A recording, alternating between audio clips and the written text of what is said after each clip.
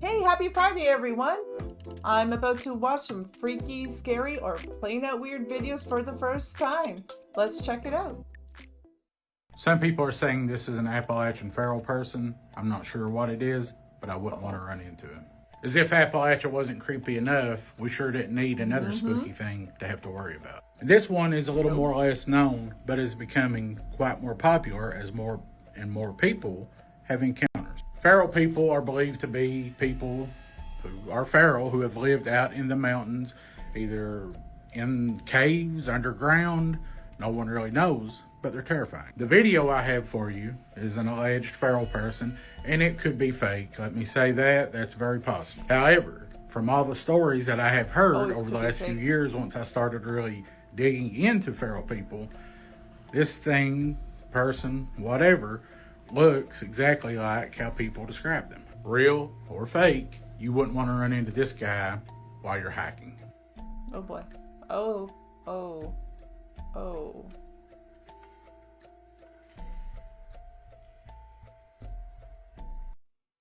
Okay, well, if that guy's fake and he's an actor, he's doing a really good job. He looks pretty authentic there.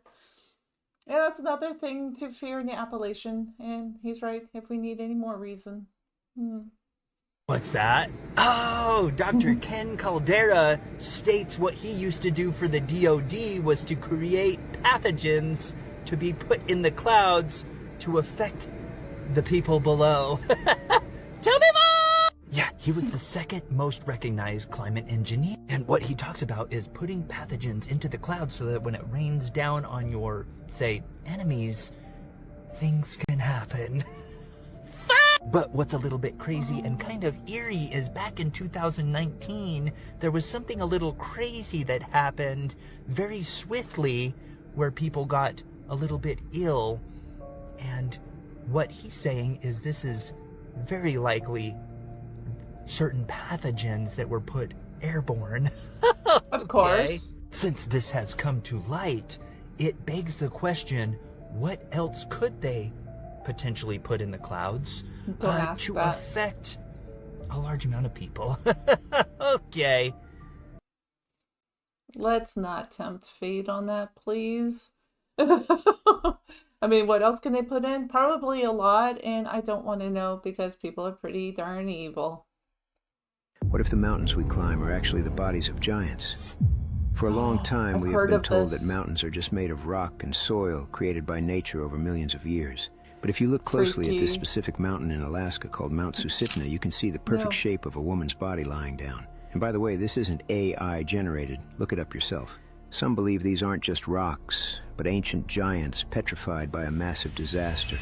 But that's not all. The proof is in the Himalayan salt. While we're told it's from an old ocean, this theory suggests it's actually the dried blood of these titans. That deep pink color, it's the iron from their blood that crystallized into stone over thousands of years. While scientists say these shapes are just a trick of the eye called pareidolia, and that the salt is just mineral deposits, many people believe we are living on top of a world of giants. We use Himalayan salt every day in our kitchens, thinking it's just a mineral. But if this theory is true, we are literally eating the ancient DNA of the beings that came before us. It's not a seasoning, it's a memory. Comment blood, and I'll send you the file on the DNA sequence found in these rocks. It's not human, and it's not from this world. I don't care. Alien, human, whatever it is. I have a Himalayan salt lamp. Now I'm being told that that's like crystallized blood or whatever. I may have to get rid of it now. I'm glad I don't really eat Himalayan salt. Oh boy, I haven't heard of that one. So I saw what I thought was a demon. Seriously, a demon, probably between 2019 and 2020. Basically, where I'm standing right now. But as I learned more about my encounter, it was probably a shadow being, like a shadow person, but not in person form. So what happened is, I live in a real small place. My bed is right over there, and you can look right into this pantry area that heads to my bathroom. And one night I was just sitting on the bed, doing whatever. I think I was watching streaming, and I turned my head and I saw something kind of looking out. It was dark black, with big white spots where like eyes would be, kind of like a cat, but bigger. And the whole thing was in the air. just kind of like floating there. And this encounter lasted like like that. Yeah, about the longest 2.5 seconds of my life. It freaked me out so much. I spent the next year with a Bible in the bed with me, even when I was asleep.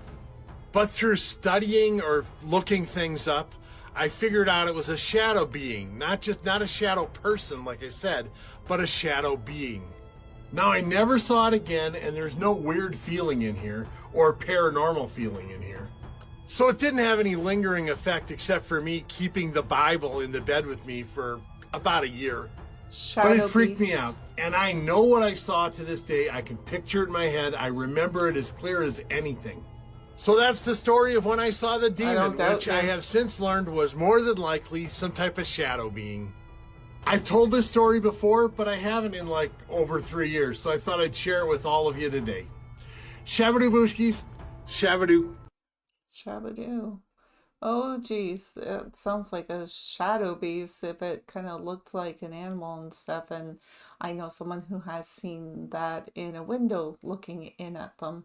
And their cat reacted really badly to it. So if anyone can figure out what they are, please let me know because I'd like to pass along the information. So what is a mimic? A mimic is a type of spirit that will present itself as somebody that you're familiar with. For example, they have the ability to replicate somebody's voice. So they will talk to you or even shout your name using your child's voice or even your partner's voice and ask you to open the door or come upstairs. Hey.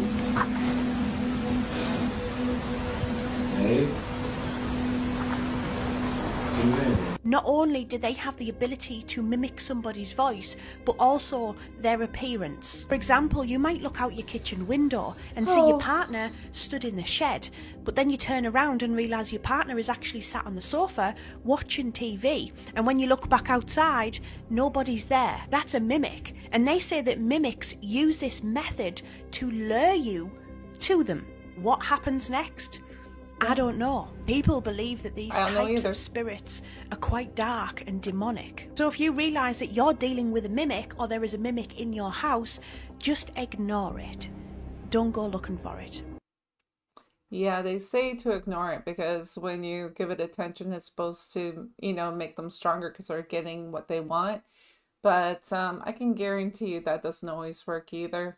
We need people who are, well trained in these things to educate us. Please help. What's that? Oh, there's whistleblowers coming out talking about how there's certain classifications inside of morgues. What?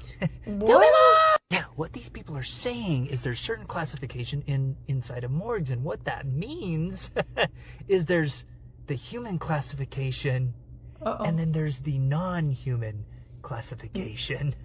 They said that there's a completely different procedure that you take for the non-humans, and we're not talking about dogs, cats, or animals. Meaning when a human passes away, certain processes happen, such as body going stiff, maybe the mouth opening, things like that. So they have to prepare them a little bit different way than they would the non-humans. They said with the non-humans, typically what will happen is they balloon up a lot more and they don't fit inside of a regular size coffin, and so they have to make a custom one for them. They said there's a pretty rigorous process for them to be able to keep this quiet. They literally have to sign NDAs and they have to agree to being basically phone tapped and being monitored on the daily. Oh, goody. Oh, that's fun. And do we hear from them after? I'm guessing what they mean by not human is alien and phone tapping, and then the person probably disappears. I don't know. That sounds all shady and freaky to me. This was just spotted over Montreal, Canada, and it's a UFO, because it's an unidentified flying object, and it sure as heck ain't no airplane, and it's definitely unidentified and it's flying. So, with all the shenanigans going on in the world, it almost seems like there have been less UFO sightings. Not so fast. It's just because other stuff is in the news. These Yep. videos of these Lots of strange stuff. UFOs are still popping up online every single day. And these stories of the UFOs are still making national news. So don't think just because we're not seeing it every day that it stopped happening. It's just not getting reported as much as before. You know, maybe that's a coincidence, but then again, maybe it's not. So what do you think has been going on with this increased UFO activity over the past 5 years or so? Is it just because more people have cameras, aka their cell phones, or is something big about to happen? Let me know in the comment section, Booshkies. Shavadoo. People have had cell phones for a while with cameras. A lot longer than 5 years, so now I think it's an uptick, and even before that, people could be talking, right? And there's been internet around for a while, so people have been able to spread information pretty quick. What do you guys think? Is there an uptick in UFOs? Becoming a skinwalker is actually a choice. To gain their powers, a person must kill a Why would you close family choose member, that? usually a sibling. By sacrificing someone they love, they gain the ability to shapeshift into animals. That's disgusting. Coyotes, wolves, owls, bears. So they literally wear the skins of the animals they become. But shape-shifting is just the beginning. Skinwalkers possess superhuman speed and strength. They can read minds. They can mimic voices. A family member calling your name, a child crying for help. And they can curse you with illness or death. So how do you know if you're dealing with a skinwalker? The eyes. In human form, a skinwalker's eyes look like animal eyes. Their eyes are too wild and predatory. But in animal form, their Give me an eyes example? look human, intelligent, and too aware. Yeah, I think I've seen animals that are like that and have that description, but I would really like to see a human with those eyes. I'd like an example. If you're going to see something, show examples. I would like to know. I mean, just asking for a friend. Clothing can actually be haunted. This story takes place in the panhandle of Texas.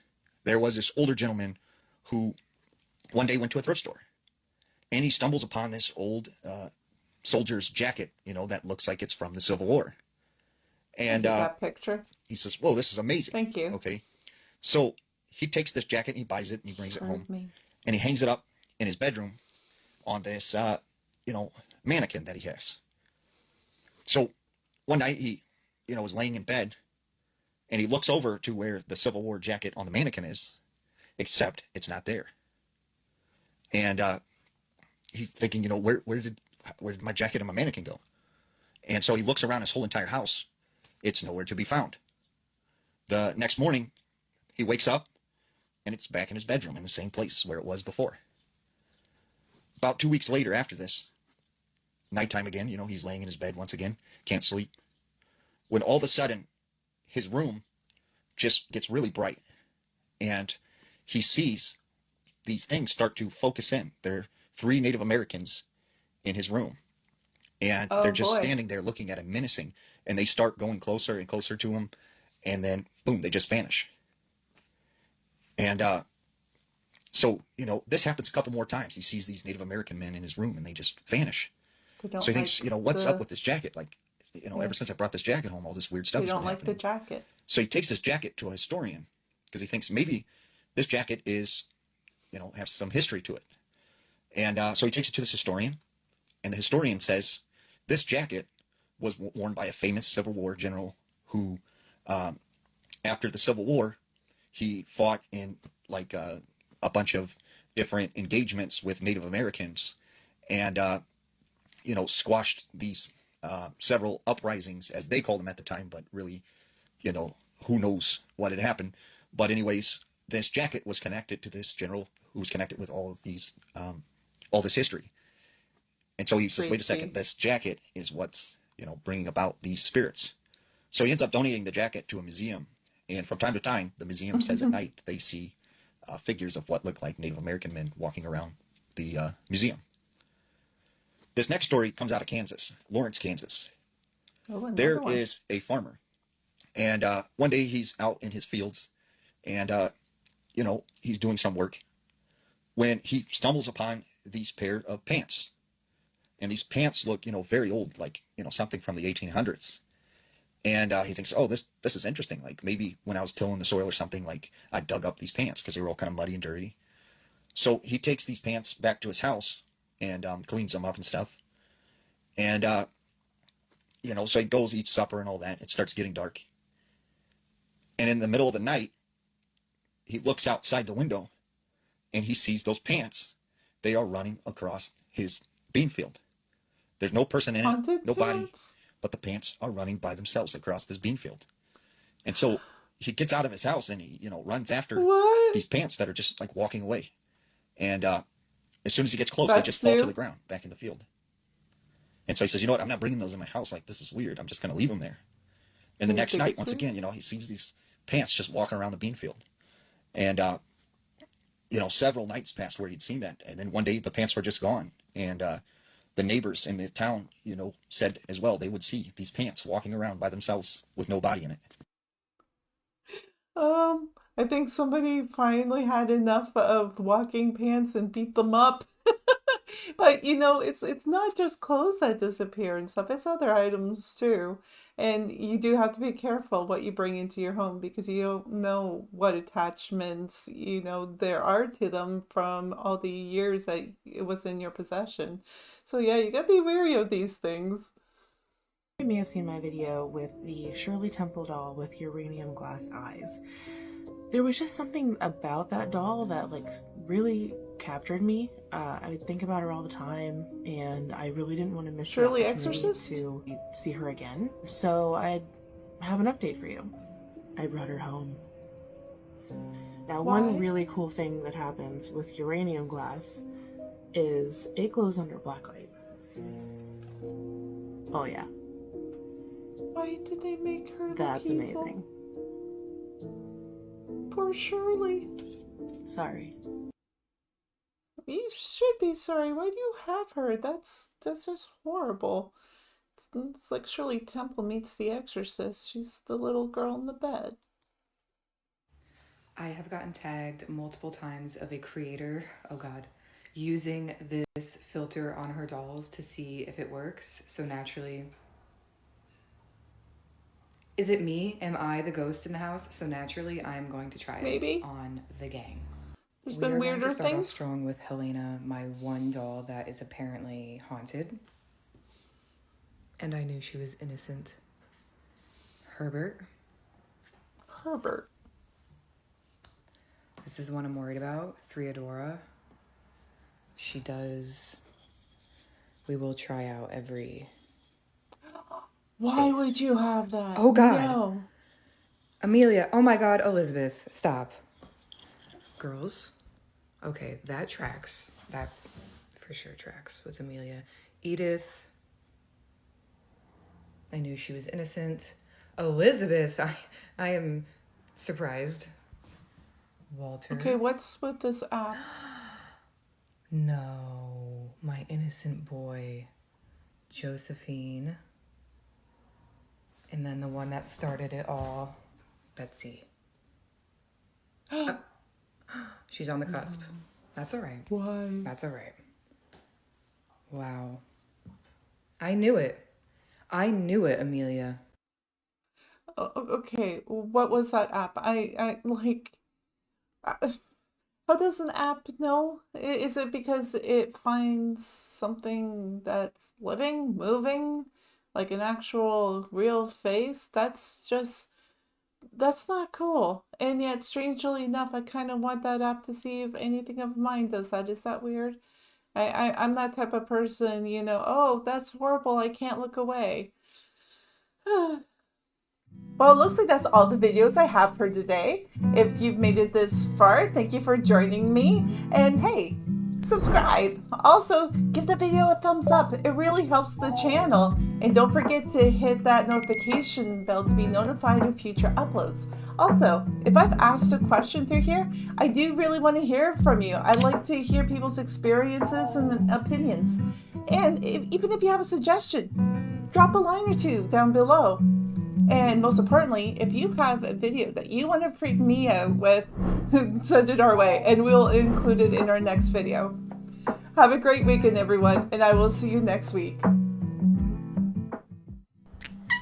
Hey, here's some videos YouTube thinks you'll enjoy.